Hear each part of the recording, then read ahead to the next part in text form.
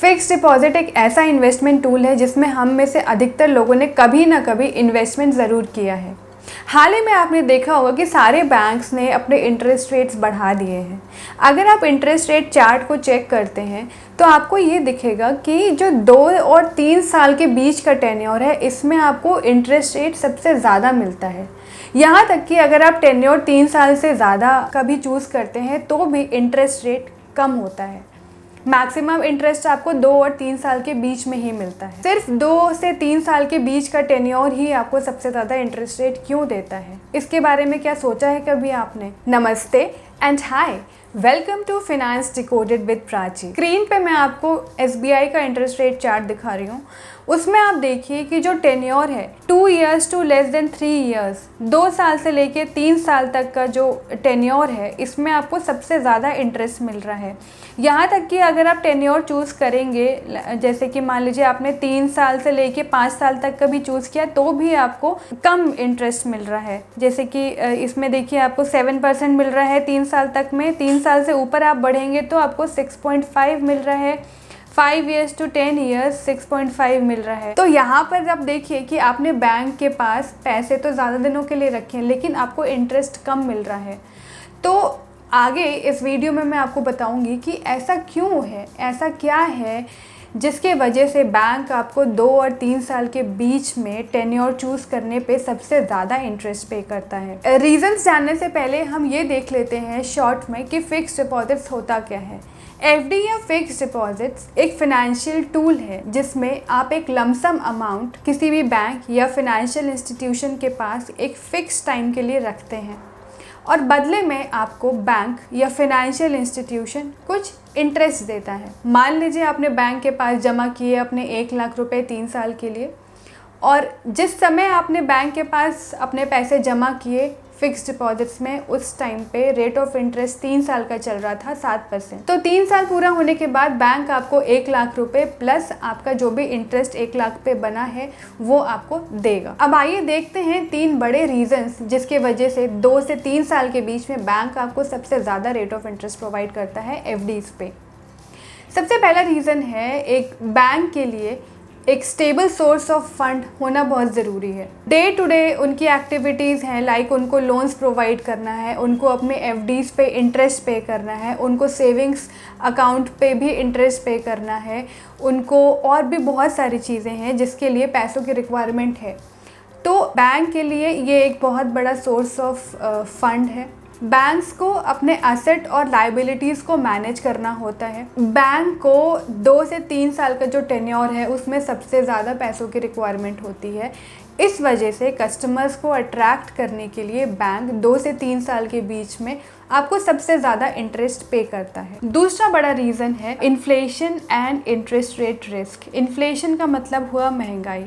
हम सबको एक ऐसा इन्वेस्टमेंट चाहिए होता है जिसकी इतनी क्षमता हो कि वो हमें रिटर्न महंगाई से थोड़ा सा ऊपर दे सके। अब यहाँ पे आप इंटरेस्ट रेट रिस्क से आप कैसे बच सकते हैं? देखिए, FD का रेट फिक्स नहीं रहता। FD के जो रेट ऑफ इंटरेस्ट होते हैं वो रेपो रेट पे बहुत ज़्यादा डिपेंड करते हैं। बहुत ज़्यादा क्या मैं बोलूँगी, पूरा डिपेंड करते हैं।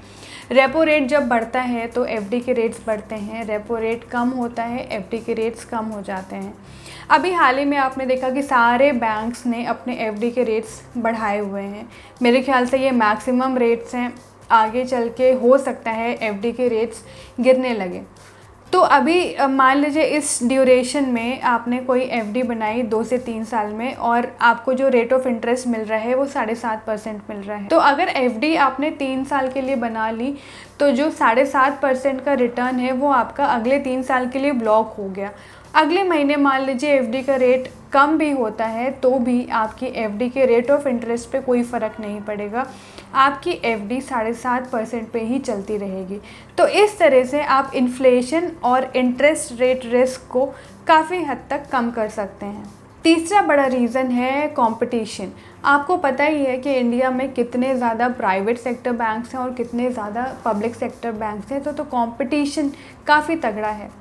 अगर एक बैंक ने अपने एफडी के रेट ऑफ इंटरेस्ट इंक्रीज़ किए हैं तो दूसरे बैंक्स की भी ये मजबूरी है कि उनको अपने एफडी के रेट ऑफ इंटरेस्ट इंक्रीज़ करने पड़ेंगे, अदरवाइज़ वो अपने कस्टमर्स को लूज़ कर देंगे। अब आपको पता है कि बैंक भी एक बिज़नेस ही है और बिज़नेस में पैसा आना बहुत ज़रूरी है, तो कंटिन्यूअस मनी फ्लो बना रहे, कंटिन्यूअस पैसे आते रहें सो दैट आपका बैंक स्मूथली फंक्शन करता रहे। इसलिए आपको competitive rate of interest provide करने पड़ते हैं अपने कस्टमर्स। अब अभी तक आपने देखा कि 2 से 3 साल की एफडी पे मैक्सिमम रेट ऑफ इंटरेस्ट देने से बैंक्स को कैसे फ़ायदा होता है। आइए अब आगे देखते हैं कि 2 से 3 साल की एफडी पे मैक्सिमम रेट ऑफ इंटरेस्ट होने से आप यानी कि बैंक के कस्टमर्स को किस तरह से फ़ायदा होता है। पहला रीज़न, आपको एफडी में मैक्सिमम रेट ऑफ इंटरेस्ट पाने के लिए बहुत लंबे समय तक नहीं बने रहना है। एफडीज में 3 साल एक बहुत मीडियम टेन्योर का पीरियड है, इसमें आपको बहुत सोचना नहीं पड़ेगा। मान लीजिए 3 साल की बजाय 5 साल होता या 7 साल होता तो आप 5 से 7 बार सोचते ज़रूर इतने लंबे टेन्योर में पैसे लगाने के पहले। दूसरा बेनिफिट है कि एज ए कस्टमर आपको एक गारंटी मिल गई कि अगले 3 साल तक के लिए आपको इतना रेट ऑफ इंटरेस्ट मिल रहा है और एट द एंड ऑफ 3 साल, at the end of 3 years आपका ये जो अमाउंट है वो कितना बढ़ के आपको मिलेगा ये आपको पता है। तो जो भी आपके मीडियम टर्म गोल्स हैं, लाइक कोई भी लोन का डाउन पेमेंट हुआ या बच्चे की कोई एजुकेशन फ़ीस हुई या कोई भी जो आप एफडी के इन्वेस्टमेंट से अपनी ज़रूरतों को पूरा करना चाहते हैं तो वो आप इसके थ्रू प्लान कर सकते हैं। अब आगे मैं आपको कुछ टिप्स देना चाहूँगी। अगर फ्यूचर में आप कोई भी एफडी में इन्वेस्टमेंट करना चाहते हैं तो ये टिप्स आपके रिटर्न को मैक्सिमाइज़ करने में बहुत ज़्यादा हेल्पफुल होंगी।